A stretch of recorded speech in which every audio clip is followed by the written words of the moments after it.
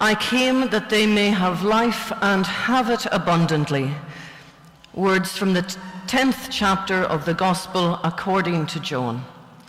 May I speak in the name of the God who came among us to bring abundant life. Amen. Abundant life, says Martin Luther King, is something you need to create, not just sit back and see whether it will happen, but give yourself to it in faith, reaching to something greater than yourself. This is a perspective, I suggest, forged in suffering, finding a way for the oppressed to take hope and reach out to the abundant life that God came to bring. Claim it. And this claiming of abundant life, even in the face of suffering, is something we do together, something we can do for each other. Creating the abundant life is something, I suggest, that is realized in community. And how, in this community, you have created abundant life for me.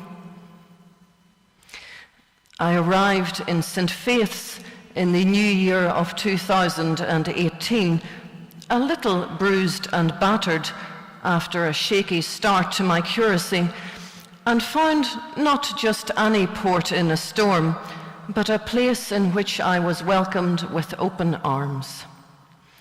It was as if I wasn't just allowed in, I was greeted with a feast, with flowing wine, and given an honored seat at the banquet.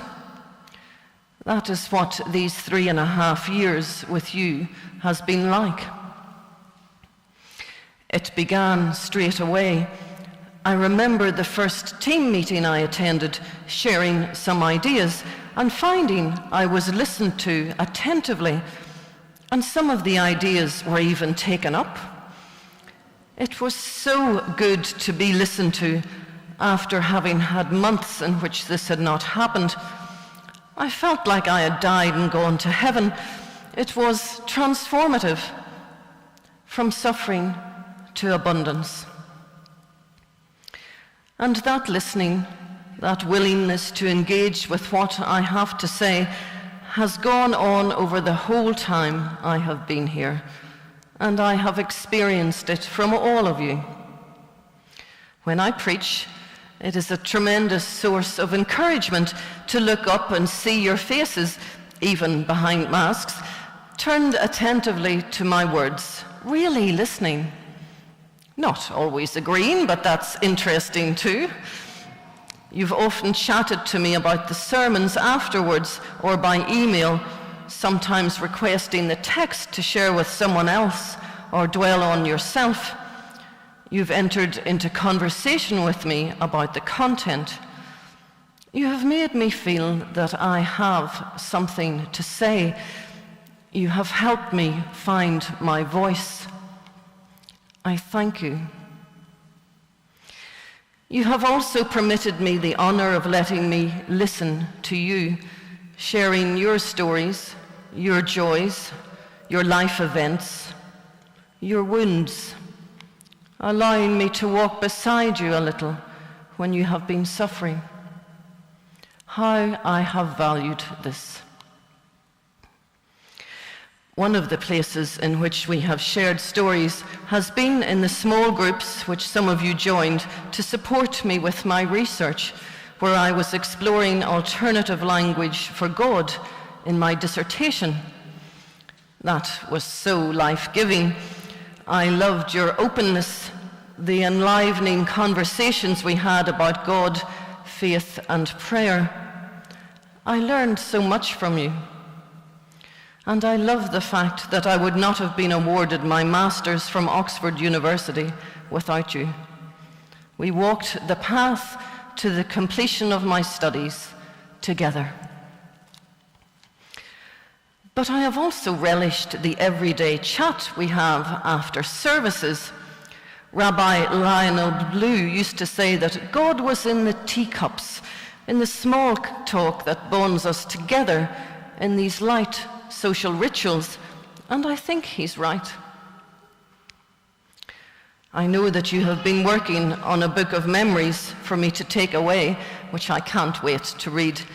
And I have had an advanced chapter, if you like, from the Women for Women group, who have already given me their memories of me here, including a beautiful poem by the talented Lauren Huang. These memories are so precious. They form sacred ground between us.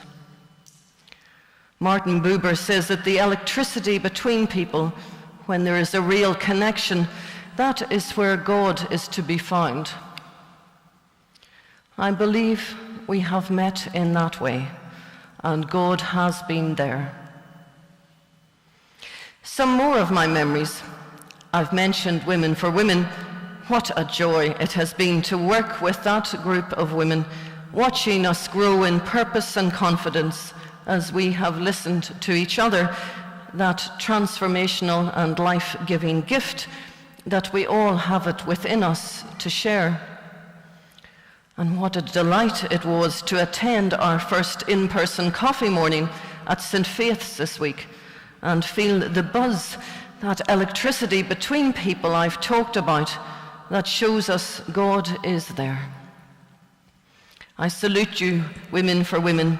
You give me joy, and I know you will go from strength to strength. This is only the beginning. Live Nativity 2019 is another initiative I remember with delight. What a blast! How many of you were involved with that? It must have been over 100.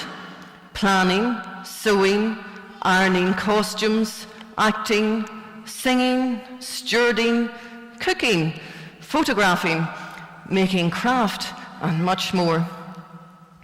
An ever-steady presence in the background for this and for all my time here was Cliff Rook. And I remember my email server hot with emails from scriptwriter extraordinaire Donovan. What fun it all was. And what a magnificent day we had. And we did it all again despite COVID in 2020, just slightly differently. I mentioned COVID, and of course that has been a huge part of this curacy. Like all of us, I have learned new skills.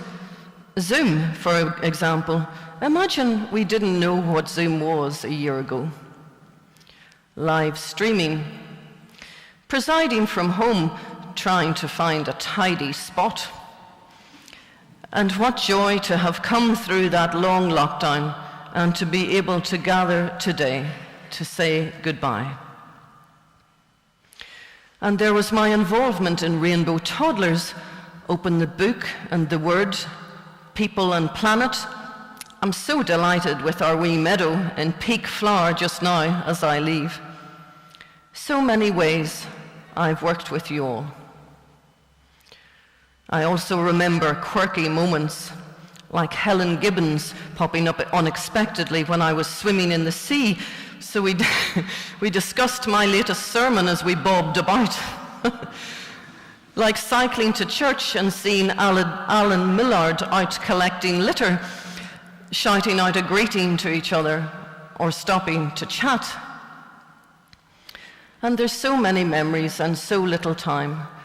I have hugely valued the music here. Richard Juland and the choir, you have given me great joy while I have been here. And what a delight to sing together on this my last service. Before I finish, unfortunately he's gone, but I need to thank Paul particularly. Paul, I hope you'll be watching this later. You welcomed me.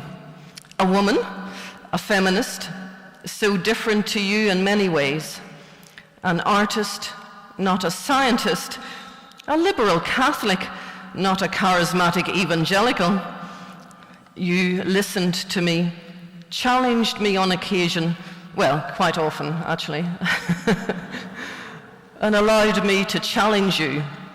And out of these creative differences, and also out of what we shared, our faith and our commitment to doing the best for all the congregations of St. Faith's, We have forged a special working relationship, memorable, life-giving. Thank you, Paul, for your willingness to take me in, listen to me, and let us change each other a little, I hope for the better. And thank you for giving me the space to run with various wild ideas, to take risks. How empowering that has been. And of course, some of the wild ideas were yours, like the contemporary sermon series, and that's a whole other set of memories. I wish to leave you all with a blessing. Our reading from Ephesians today is Paul's prayer of blessing for the church at Ephesus. Some say for the whole church. In it, Paul prays that the church should be strengthened in their innermost being, that they should know Christ dwelling in their hearts. This spiritual strengthening and indwelling is rooted and founded in love. That love is the source of Paul's prayer for his people, that you may be filled with all the fullness of God. And we are back to the abundance with which I started, an abundance which begins with love. What is the source of this love? We are called to be filled with God as Jesus Christ himself was, and thus filled, we can trust that Christ's enabling, loving power is already at work within us. I have experienced the fullness of God in my time with you. I have no doubt that the enabling power that is Christ within us is present here. And that power, that love, will take you forward as it will take me forward into new adventures and a rich future.